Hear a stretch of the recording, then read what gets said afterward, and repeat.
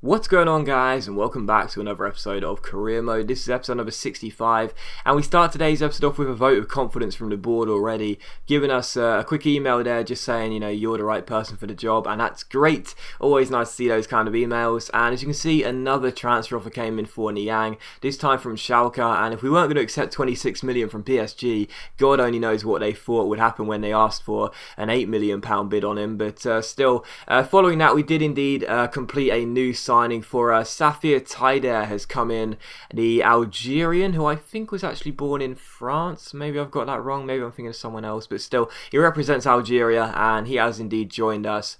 So pleased with that signing. Only £5 million.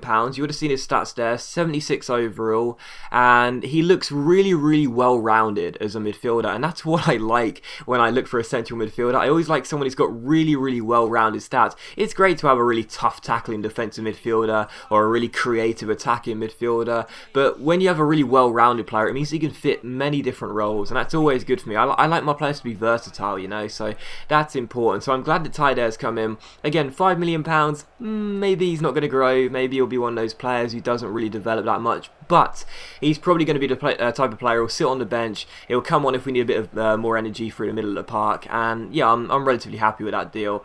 What can I say? And I think he's actually the first ever Algerian signing I've ever made in my career modes, ever. Maybe not, maybe he is, I don't know. But still, we take on Shamrock Rovers for the first game of today's episode. And of course, we won the first leg in this Europa League qualifying round by 5-0 at the Hawthorn. So as we travel to Ireland, well, we kind of knew we were probably going to win this game as well. And even if we didn't, we would still be going through because I couldn't see Shamrock Rovers scoring 5 or more goals. And their task was going to be a really difficult one. And if it wasn't already very difficult, 8 minutes in, they not only conceded a penalty, but also had a man sent off. And as you would have seen Danny Ings in the background there, I think he was actually pleading with the referee to show some sympathy and say, oh, come on, man, seriously, it's hard enough for them, don't send a player off as well.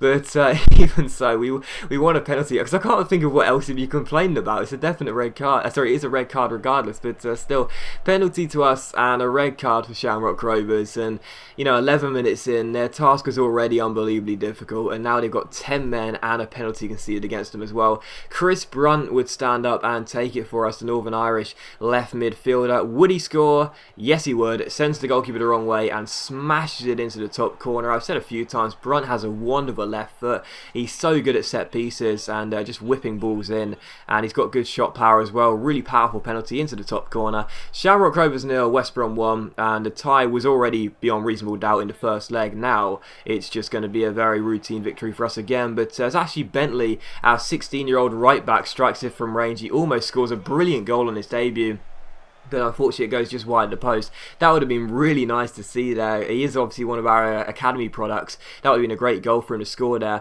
but unfortunately it was still 1-0 and he couldn't get himself a debut goal. But one man who would get himself a debut goal was Billy Rowell, another academy product. Now this guy has a 1-star weak foot. He's a right-footed player and he just scored his debut goal with a left foot. How about that? So really good finish by Billy Rowell there. Intercepted the defender as he gave it away sloppily. He ran clear and just finessed it past the goalkeeper to make it 1-0. So Billy Rowell, another 16-year-old making his debut in this game, makes it 2-0. Sorry, great start. And well, things weren't already going well for him. He got his second goal in this game as well. Danny Ings drilling across from the left-hand side, and Billy Rowell, the 16-year-old, makes it Shamrock Rovers 0, West Bromwich Albion 3. And sure, we're playing against an Irish side who we dispatched off relatively easily in the first leg, and we're going to do the same here. But it's still nice to see him get 2 goals on his debut, and that made it 3-0.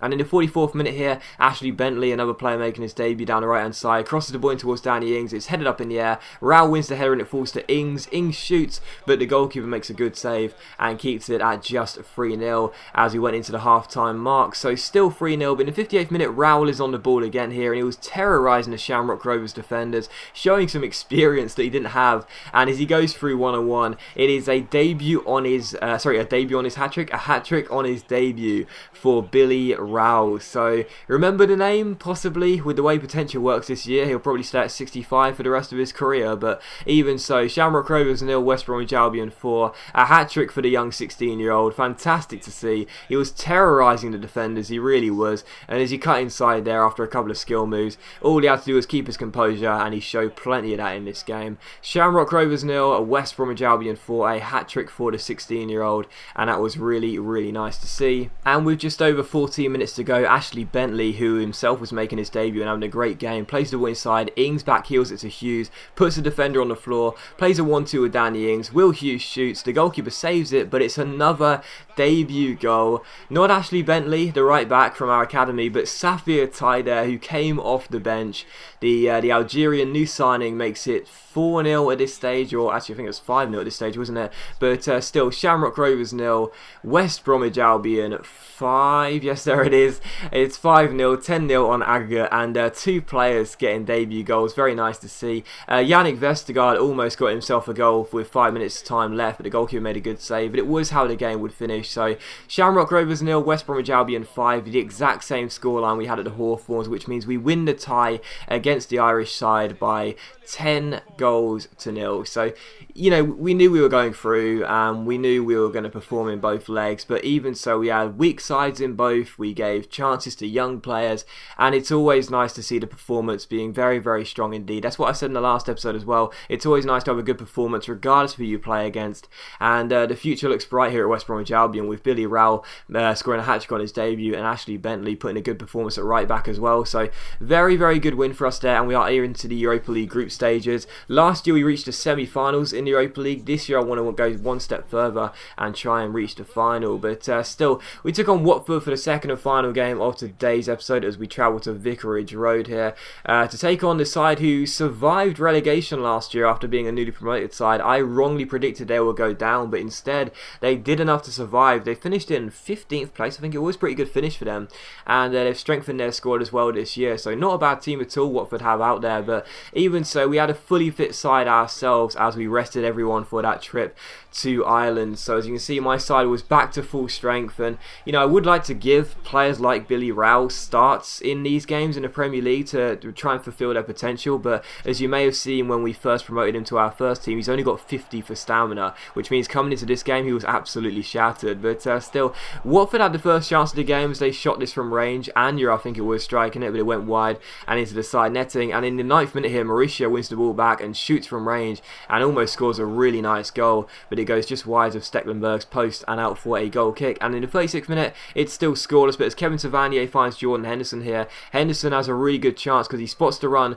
of Ricardo Rodriguez, who plays a quick little 1-2 with Mbai Niang. Niang plays it back to our left back down the left hand side, and Rodriguez, what a cross this is into Brown Aday, who heads it in to make it 1-0. Says thank you very much for that cross. What a brilliant ball by Ricardo Rodriguez. Got his first goal in the game against Manchester City for the club, and what an assist that is. Rodriguez as a left back can really whip in a cross, and I'm going to be doing that all season long. What a brilliant ball. It's 1-0 to West Brom, and Niang here almost makes it 2-0 on the stroke of half time as he turns his man and shoots, but the goalkeeper Stecklenburg turns it behind for a corner. So still 1-0, but from the resulting corner, it's Kevin Savanier who crosses the ball in, and Mauricio gets his second goal in 3 games, and the Brazilian centre half makes it 2-0.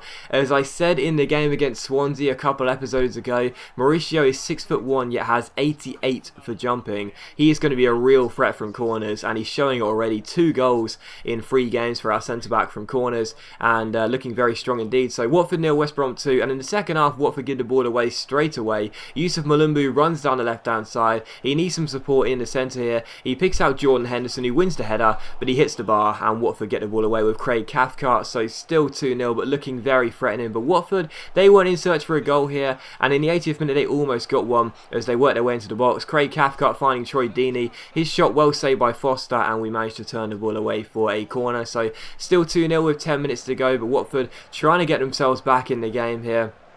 And so they won a corner. Eventually, as the substitutes came on, they ended up taking the corner eventually as the subs decided to take their while coming on. But yeah, it's Murray who ends up crossing the ball into the box here, trying to get Watford back in the game towards Lazaro, who does win the header, but the number 7 hits the bar and we managed to clear the ball away. So still 2-0, Watford beginning to threaten, but they just didn't have enough bite in their team. And in the 84th minute, Carrillo's down the right hand side. He's got the pace to outpace number 40. No one's going to catch up with the Peruvian. He goes through 1-on-1. I tried to catch the goalkeeper out, but it was an easy save in the end. And the follow-up cross goes to Anichebe, and his header goes wide. But still, the game did finish Watford 0, West Bromwich Albion 2. So 5 games in the season so far. Every single game we scored 2 or more goals in, and not a single goal has been scored against us this year. Fantastic start, and we really want to keep that going. So as always, guys, a big thank you for watching the video. I really hope you have enjoyed it. If you have enjoyed the episode, then please leave a like, because that's much appreciated and it really does help my channel out. And I'll see you for the next episode of Career Mode very soon.